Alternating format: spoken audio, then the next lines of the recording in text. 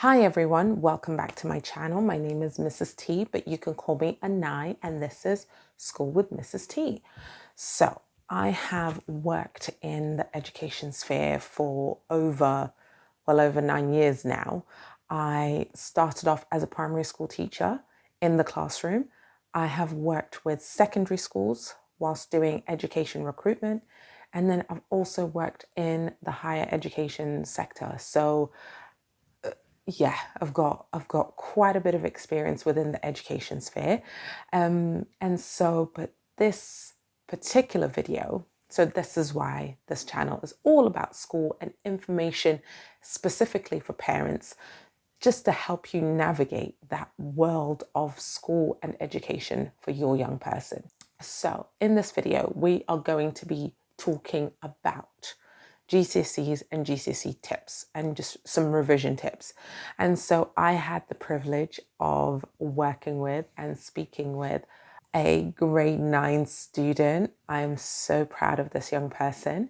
And so I've got another video that talks in depth about all the different tools and things and tips and tricks that this young person said really helped them.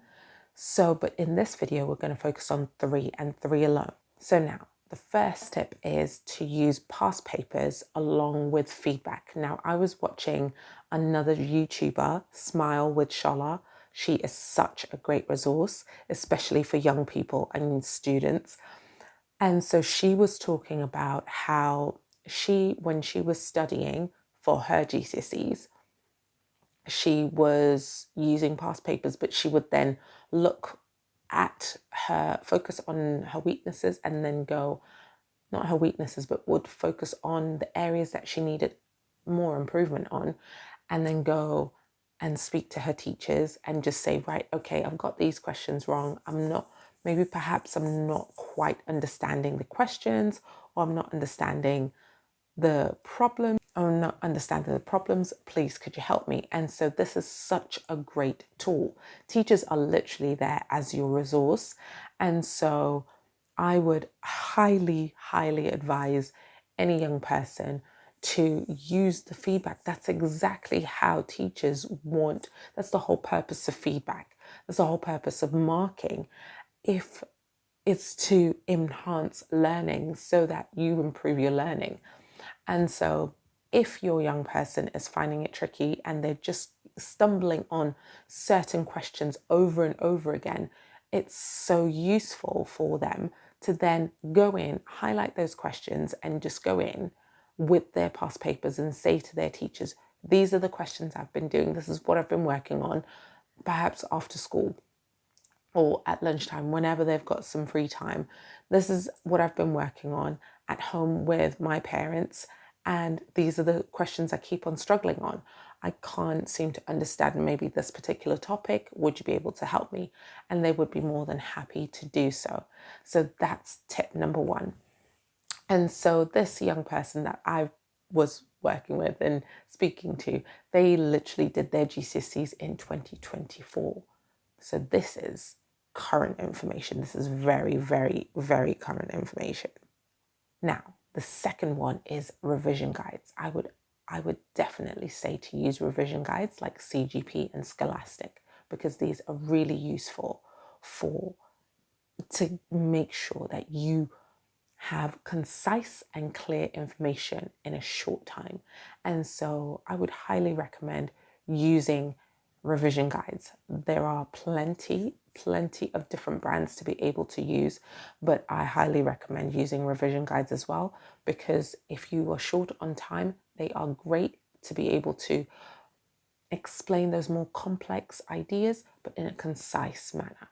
And number 3, what I've written down here, so focus study on areas of weakness with a regular check-in on your strong areas. Now, what I mean by this is you've had the feedback from your teachers, so you're focusing on those areas. You're making sure there's allocated time for those areas to just go over them and just make sure that that your young person is actually understanding those concepts, is understanding it and making strides in those areas. So you've allocated time specifically for those areas, but not neglecting their strong areas as well. So we used to, in class, I used to have mental starters, and these mental starters would be 10 minutes max, and they usually were either revision things that I thought that the children could do with, or actually things that they were strong in,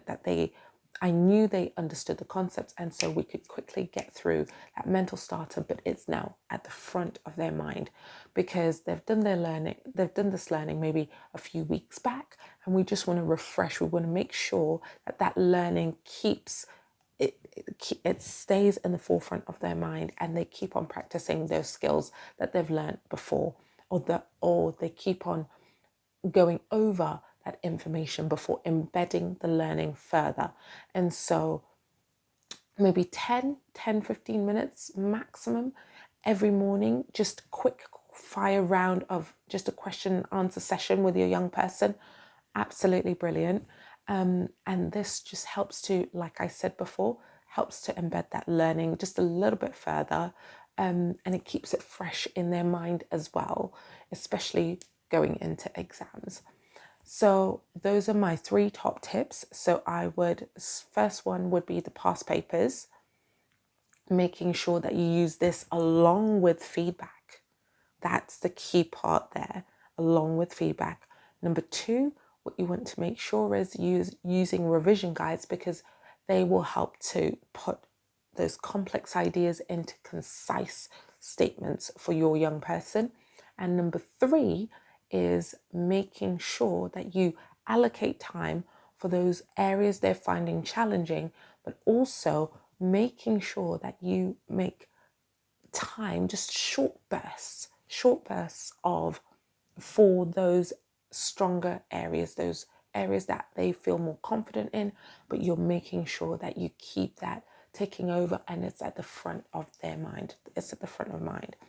So hopefully that was helpful for you. Let me know in the comments below. And don't forget to like, comment, share, and subscribe. And I will see you in the next one. All right, take care. Bye.